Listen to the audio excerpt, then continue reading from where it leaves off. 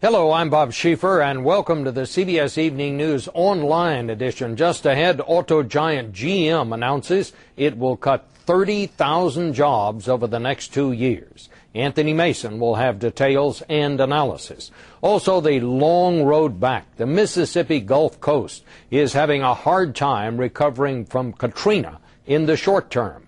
We report on why the long term is looking a little better. And you could call him a modern-day Robin Hood. You'll meet a pharmacist who's selling drugs to his customers near cost. It's all starting now on the CBS Evening News online edition. Well, General Motors made it official today. It will eliminate 30,000 jobs over the next 2 years. That's 9% of its North American workforce and 5,000 more than the previous estimate. That means closing plants from Georgia through Tennessee, a partial closing there, to Oklahoma, Ohio, and on to Michigan and into Canada. The company's trying to make money again after a year that has seen $4 billion in losses. Here's Anthony Mason. The world's biggest automaker will be getting smaller. This is tough medicine for us, and I think it's tough medicine for everybody involved with their company. General Motors CEO Rick Wagner told his employees today the company's hourly workforce will be cut by almost a quarter over the next 3 years as GM tries to stop sliding sales and soaring losses. You can't cost cut your way to profitability in this business or any other business. At some point, people need to buy your products. Chubba Cheddar, editor-in-chief of Car and Driver magazine, says soaring gas prices have driven customers away from GM's most profitable products, the bigger SUVs. GM's share of the U.S. market fell 3% over the past year, and the company has too many plants for the number of cars it's now selling. If you're geared up to sell 30% of the market's cars and you can only sell 25%, then you're going to have to give those cars away. The company, which offered its employee discounts to everyone this summer, is now projected to lose more than $5 billion for the year. Last week, its stock price hit an 18-year low. I'm going to give you the top 10 reasons, Mr. Wagner, why I believe you should step down as chairman. CEO Rick Wagner heard angry calls for his resignation at GM's shareholder meeting in June. He was asked about that again today. Have you given any thought to stepping aside or to a transition plan? No, Tom, haven't given any consideration whatsoever to that. I wasn't brought up to run and hide when things get tough. And things are so tough that some are even talking about bankruptcy for the automotive giant. I don't think bankruptcy is an imminent possibility, but if GM's market share continues to slide over the next year, I think people are really going to be thinking about it very seriously. GM has 140,000 employees in the U.S., and close to 1 million people indirectly depend on the company for their jobs. So when General Motors suffers, the symptoms are felt through the entire economy, Bob. Well, Anthony, what went wrong, and is this going to fix it, I guess? This will stabilize General Motors. What we talked about going wrong, higher gas prices, poor products. The big problem underneath, legacy costs. They have 2.5 retirees for every worker they're supporting. That's a cost that's not going to go away. The federal government has so far agreed to pay $18 billion in relief to Gulf Coast states that were hit by Hurricane Katrina, and now they're agreeing to pick up more of the tab for removing the debris. But it is still just a start. We have an update tonight on the situation along the Gulf Coast of Mississippi, and it comes from Bill Whitaker. Katrina knocked the coast of Mississippi down so hard it's having trouble getting back up. In the demolished town of Waveland, church volunteers still serve 4,000 hot meals a day. We got Bubba's special gumbo going here tonight. Not so different from when we met Ida Punzo 2 days after the storm. She survived Katrina's 10-hour assault on the 3rd floor of this old Biloxi mansion. But I wasn't going to give the faith up. I had the faith. That could be Mississippi's mantra, faith in the future. Today, Ida's part of the cleanup. I want to be a part of the new Biloxi when it comes around. Where outsiders see piles of despair, Mississippians see possibilities. We got a tall mountain in front of us. Last month, Governor Haley Barbour got coastal leaders and leading architects to brainstorm.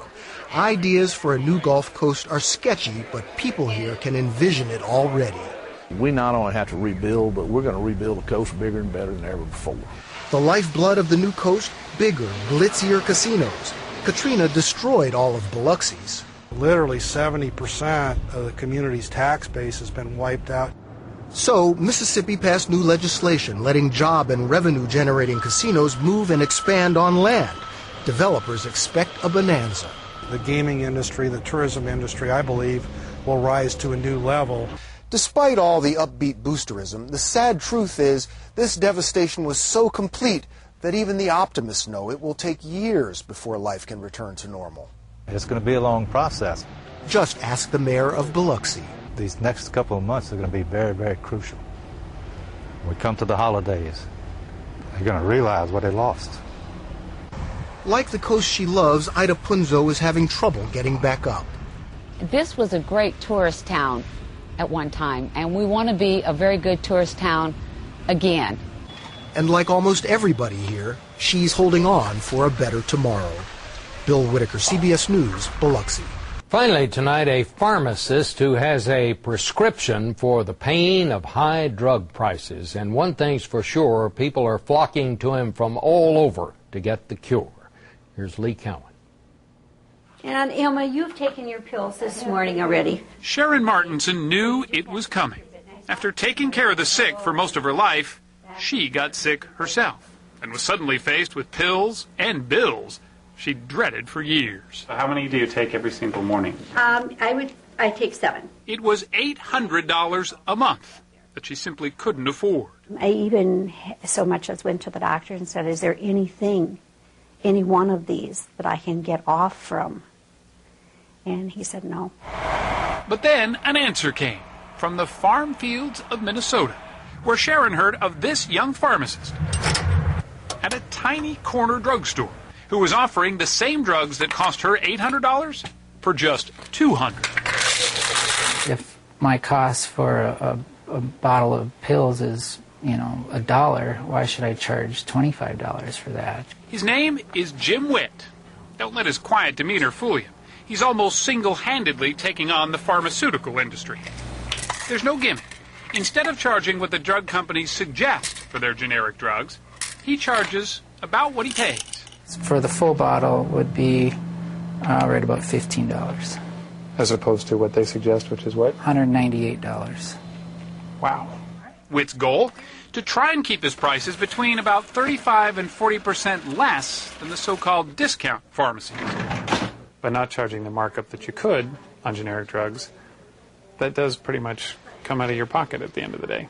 Yeah, I could be charging more, but I just wouldn't feel right about it. It started out as just a little hometown hospitality, but it's starting to catch on.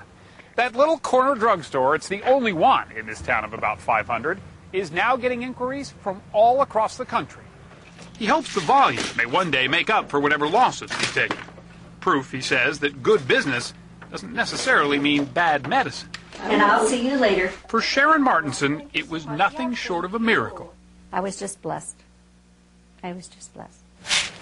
A David in a sea of Goliaths. And relief in more ways than one. Lee Cowan, CBS News, Ashby, Minnesota. More stories are just a click away, but don't forget to join me on television for the on-air edition of the CBS Evening News. On Tuesday's broadcast, saying I do and getting paid for it. The government is about to start giving some couples thousands to get married. For CBSNews.com, I'm Bob Schieffer.